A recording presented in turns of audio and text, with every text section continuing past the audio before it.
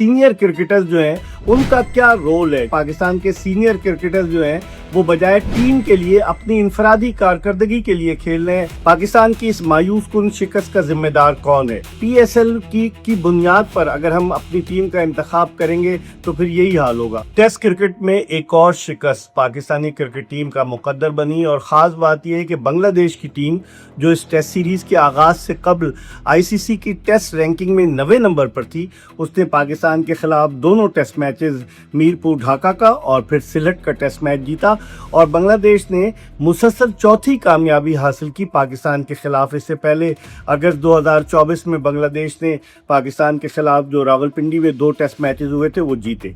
पाकिस्तान की इस मायूस कुन शिकस्त का जिम्मेदार कौन है?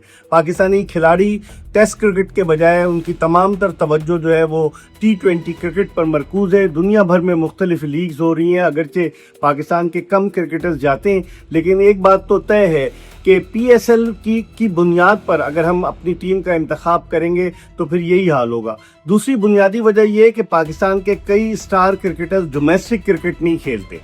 अजान उवैस और अब्दुल्ला फजल की मिसाल हमारे सामने, जो डोमेस्टिक क्रिकेट खेलते थे, जिसकी वजह से अजान उवैस ने ढाका टेस्ट में सेंचुरी स्कोर की, अब्दुल्ला फजल ने दोनों इनिंग्स में निस्फ सेंचुरियां बनाई।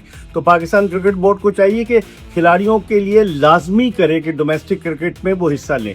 दूसरी चीज़, सीनियर क्रिकेटर्स जो हैं उनका क्या रोल है? जब कोई भी सीरीज़ ख़त्म होने के नज़दीक आती है तो सीनियर क्रिकेटर्स रन स्कोर कर देते हैं ताकि वो टीम से ड्रॉप ना हो, और फिर ऐसा लगता है कि पाकिस्तान के सीनियर क्रिकेटर्स जो हैं वो बजाय टीम के लिए अपनी इनफरादी कारकर्दगी के लिए खेल रहे हैं। 50 रन हो गए, 60 रन हो गए। उसके बरक्स अगर आप बांग्लादेशी टीम की मिसाल लें, लिटन दास, वो किस तरीके से उन्होंने शरीफुल इस्लाम को खिलाया, किस तरीके से वो बांग्लादेश की पहली इनिंग्स का दूसरी इनिंग्स का स्कोर 390 रन तक ले जाने में कामयाब हुए।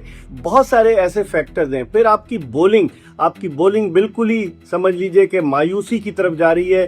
फास्ट बॉलर्स भी आपके इतने अच्छे नहीं है। एक स्पिनर आपने खिलाया साजिद खान, वो भी बड़े एक्सपेंसिव साबित हुए। उसके बरक्स बांग्लादेश ने जो 2 स्पिनर्स खिलाए, खासतौर पर तेजुल इस्लाम, जिन्होंने सीरीज में 13 विकेटें हासिल की, जिन्होंने इस टेस्ट मैच में शानदार बॉलिंग का मुजाहरा किया और दूसरी इनिंग में 6 विकेटें हासिल की। उनकी स्पिन बॉलिंग अटैक भी बहुत अच्छा है। और हमारा फास्ट बॉलिंग अटैक जो एक ज़माने में दुनिया भर के लिए दहशत की अलामत बना रहता था, दुनिया भर के बैट्समैनों के लिए, हमारा फास्ट बॉलिंग अटैक अब दिन ब दिन जवाल की तरफ गामजन है।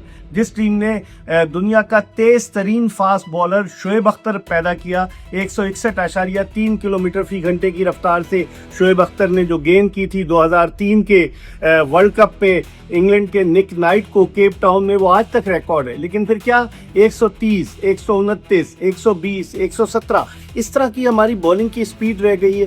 टीम का सिलेक्शन कौन करता है? डोमेस्टिक क्रिकेट में है यंगस्टर्स, ये नहीं कि आपके पास प्लेयर्स नहीं है, लेकिन शर्त ये है कि आप उनको मौका दें। शिकस्त से आप डरते हैं कि अगर हमने यंगस्टर को शामिल कर लिया तो आप यंगस्टर्स के बगैर सीनियर्स के साथ भी तो पाकिस्तान हार रहे हैं ना। तो अगर आप यंगस्टर्स को, जिस तरह आपने 2 यंगस्टर्स डाले ना, अब्दुल्ला फजल और उनके अलावा अजान उवैस को, उन्होंने परफॉर्म किया। पोटेंशियल बहुत है पाकिस्तान क्रिकेट में, लेकिन सवाल यही पैदा होता है कि इन पत्थरों को तराश कर हीरा कौन बनाएगा? कौमी सिलेक्शन कमेटी का कोई चेयरमैन नहीं है जो अकाउंटेबिलिटी जिसके हो सके कि भाई इन्होंने ये टीम सेलेक्ट की थी। आकिब जावेद गैर एलानिया चीफ सेलेक्टर हैं और फिर वो जिस टीम का उन्होंने इंतखाब किया 16 रुकनी, उस टीम पर बड़ी तनकीद हो रही है।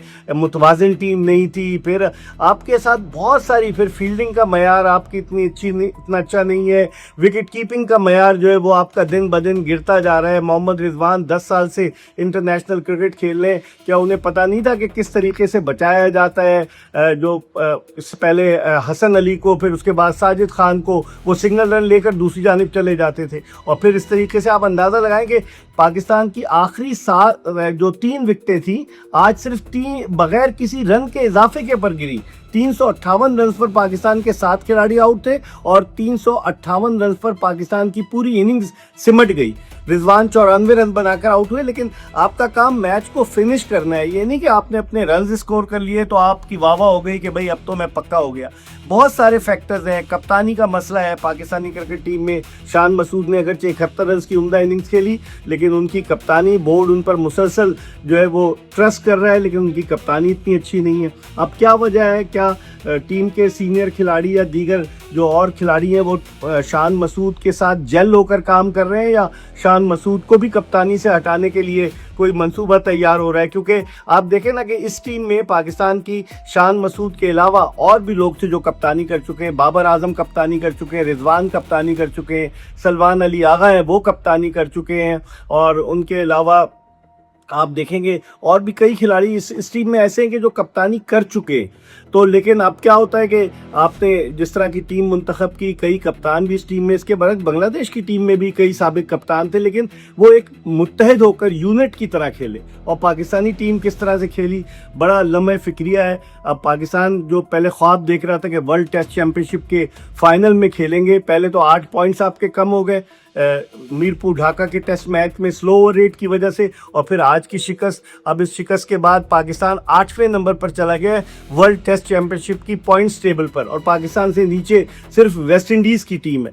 तो अब पाकिस्तान क्या करता है ये भी देखना होगा, क्योंकि अब पाकिस्तान की जो अगली सीरीज़ है वो वेस्ट इंडीज़ से है। वेस्ट इंडीज़ में 2 टेस्ट, अपने मुल्क में वेस्ट इंडीज़ पाकिस्तान की सकजान हरीफ साबित होगी। फिर पाकिस्तान को इंग्लैंड में जाकर डिफ़िकल्ट कंडीशन में 3 टेस्ट मैचेस खेलने।